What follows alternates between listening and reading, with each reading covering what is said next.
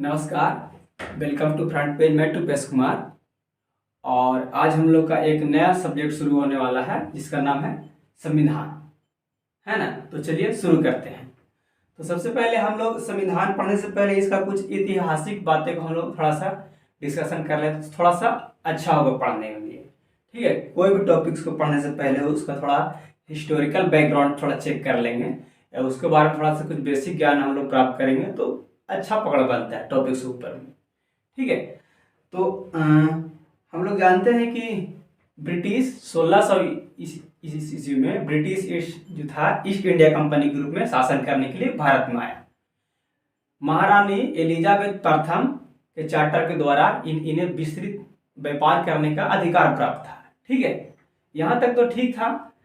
जैसे ही एक समय और गुजरा तो आया 1765 ईस्वी में, जहाँ तक ये कंपनी सिर्फ शासन व्यापार करने पर था, लेकिन 1765 ईस्वी में क्या हुआ कि इनको बंगाल, उड़ीसा और बिहार को दीवानी का अधिकार प्राप्त हो गया और यहीं से इसका क्षेत्रीय शक्ति बनने की प्रक्रिया शुरू हुआ ब्रिटिश ईस्ट इंडिया कंपनी को।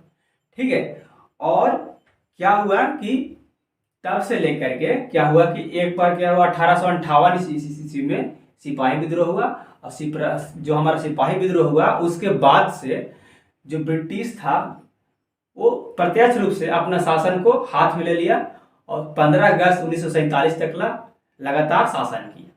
ठीक है, यहाँ तक मेरा था बेसिक हिस्टोरिकल बैकग्राउंड संविधान का। अब थोड़ा सा इसको आगे डिस्कशन करते हैं कि जैसे ही हमारा 15 अगस्त 1947 हुआ उस दिन मेरा देश क्या हुआ, आज़ादी मिला, तो हमको एक संविधान की आवश्यकता पड़ने लगी कि कोई भी कंट्री एक संविधानिक व्यवस्था पर कार्य करता है और तो संविधान की आवश्यकता खलने लगा। तो क्या हुआ कि संविधान की बनाने के लिए हमको 1946 में एक संविधान सभा गठन किया गया और 26 जनवरी 1950 को हमारा संविधान अस्तित्व में आया। ठीक है, तो हमारा जब संविधान निर्माण हो रहा था तो उस समय ब्रिटिश काल ही चल रहा था या फिर ब्रिटिश काल समाप्त हुआ था। तो जिस कारण से ब्रिटिश जिस तरह से शासन करते थे, ब्रिटिश से बहुत जो ब्रिटिश लोग शासन करते थे जिस नियम कानून को लेकर के, वो हमारे संविधान में बहुत सी चीज़ों को उसी तरह से लिख दिया गया है। कुछ नए रूल्स को अपने हिसाब से जोड़ा गया था, लेकिन ज़्यादातर ब्रिटिश प्रभावित क्षेत्र था। तो ब्रिटिश जिस तरह शासन करते थे वो भी नियम को हमारे संविधान में आज भी लिखा हुआ है।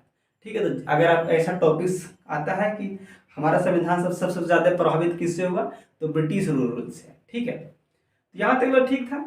अब हम लोग थोड़ा सा इसको हम लोग दो भाग में कैटेगराइज करते हैं। जो हमारा शासन हो रहा था मतलब कि 15 अगस्त 1947 से पहले में, तो दो कैटेगरी में था। एक है कंपनी का शासन और दूसरा है सम्राट का शासन।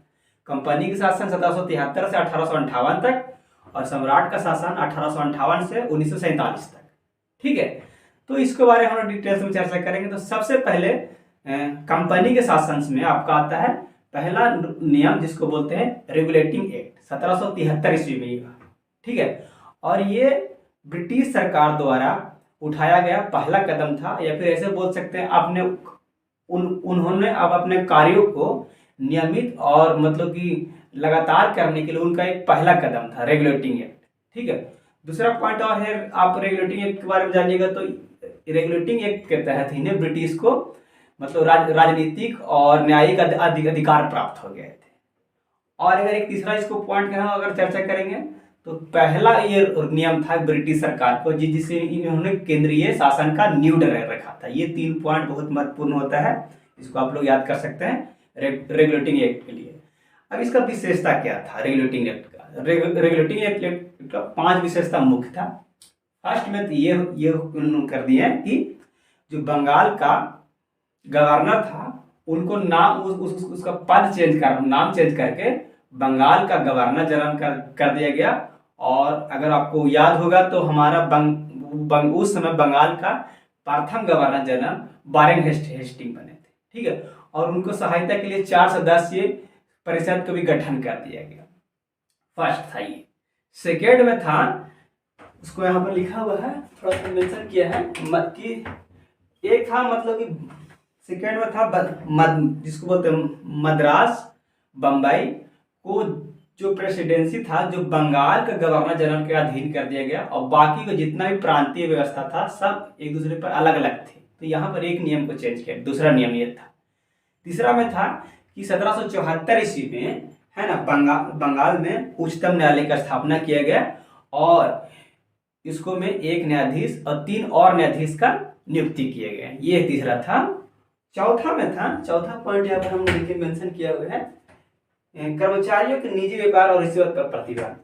कंपनी ने क्या किया कि जो कर्मचारी कभी कभी निजी व्यापार करते थे और रिश्वत लेते थे, इसके ऊपर बहुत सख्त मतलब पाबंदी किया और बहुत मतलब कड़ा तरीका से रोक लगाया। तो ये रेगुलेटिंग एक्ट का चौथा विशेषता था।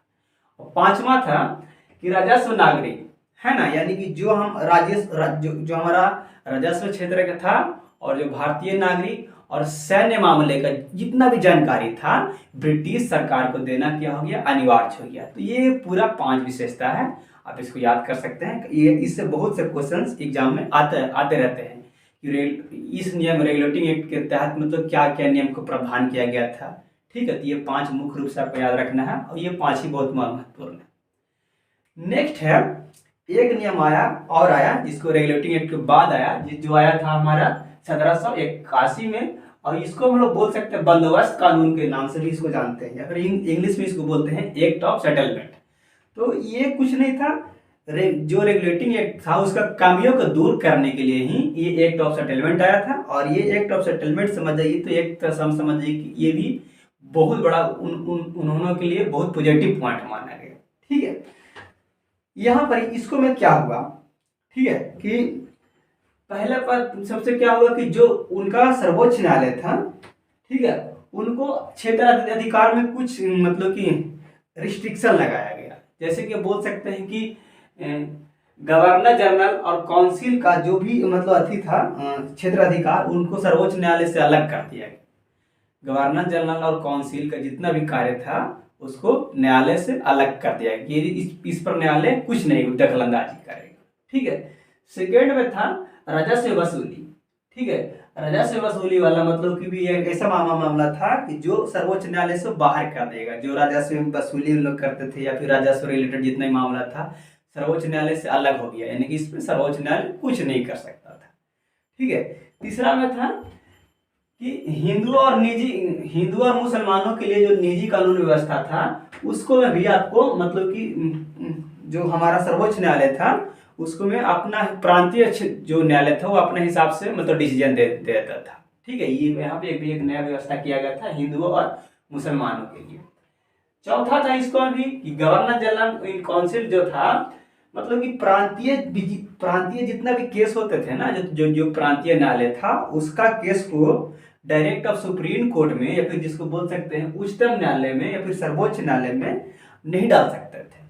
वो सबसे पहले आपको अगर कोई प्रांतीय न्यायालय का केस होता था तो वो बोलते थे उन लोग की गवर्नर जनरल इन काउंसिल में आप जाकर पटिशन डालिए, ना कि डायरेक्ट सर्वोच्च न्यायालय में। तो ये भी एक समय का बहुत बड़ा मतलब नागरिकों को दिक्कत हो रहा था, इस सर्वोच्च न्यायालय में डायरेक्ट नागरिक नहीं जा पा रहे थे इस तरह से। यहाँ भी एक बात याद रखना है कि जो प्रांतीय न्यायालय का जो केस होते थे वो डायरेक्ट गवर्नर इन काउंसिल में मतलब अति होते थे, डाला जाता थे, नहीं कि सर्वोच्च न्यायालय में। ठीक है, तो ये भी चौथा पॉइंट था। एक और था नियम विनिमय का अधिकार। ठीक है, नियम विनिमय का अधिकार से मतलब ये था कि जो हमारा गवर्नर जनरल का काउंसिल था ना उसका अधिकार दे दिया गया कि आप प्रांतीय क्षेत्र के लिए आप कानून व्यवस्था बना सकते हैं, नियम विनिमय बना सकते हैं। उसको में आपको सुप्रीम कोर्ट कुछ हस्तक्षेप नहीं करेगा, फिर सर्वोच्च न्यायालय किसी तरह का हस्तक्षेप नहीं करेगा। तो इसका 5वां विशेषता था। ठीक है, उसके बाद एक और कानून आया 1786 में जिसमें लॉर्ड कॉर्नवालिस को गवर्नर जनरल बनाया गया बंगाल का। ठीक है, इसको में लॉर्ड कॉर्नवालिस ने 2 शर्त रखा।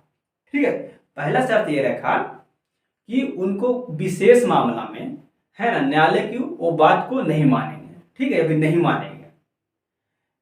दूसरा शर्त और रखा कि उनको सेनापति का पद भी दिया जाए। कभी कभी क्वेश्चन ऐसा आता है कि किस गवर्नर जनरल ने शपथ लेते समय या फिर अपना नियुक्ति समय लेते समय ऐसा 2 मतलब शर्त रखा था, तो आंसर आपको देना है लॉर्ड कॉर्नवालिस।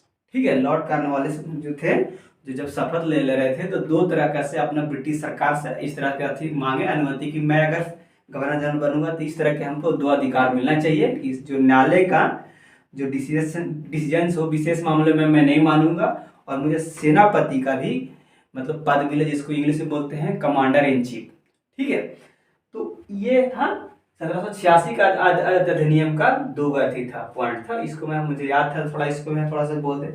उसके बाद हम लोग नेक्स्ट वीडियो में चर्चा करेंगे 1773 का 1793 का चार्टर एक्ट, फिर यह था फिर 1813 का चार्टर एक्ट, फिर 1784 में एक और एक्ट आया था पिट्स इंडियन इंडिया एक्ट, उसके बारे में हम लोग चर्चा करें। लगातार हम लोग अभी संविधान पर डिस्कशन करने वाले हैं, और हमारे जो भी और फैकल्टी हैं वो भी अपना अपना मतलब कि सब्जेक्ट लेकर के कंटेंट आपको सामने प्रोवाइड करेंगे, और आपको उम्मीद है कि आपको ऑनलाइन के माध्यम से धीरे धीरे हम लोग इम्प्रूव करने के बहुत अच्छे से प्रयास कर रहे हैं, और हमारे जो ग्रामीण क्षेत्र हैं उनको हम लोग प्रयास कर रहे हैं कि डिजिटल एजुकेशन से कनेक्ट किया जाए। ठीक है, तो उम्मीद है कि आपको कुछ न कुछ जानकारी भी इस वीडियो के माध्यम से प्राप्त हुआ होगा, और अगर आपको अच्छा लगे ठीक है तो हमारे चैनल को सब्सक्राइब करें, है ना, बेल आइकन को दबाएं, और प्रयास करें कि आप ज़्यादा से ज़्यादा इसको शेयर करें कि लोगों के पास कुछ न कुछ जानकारी पहुंचे। ठीक है, धन्यवाद।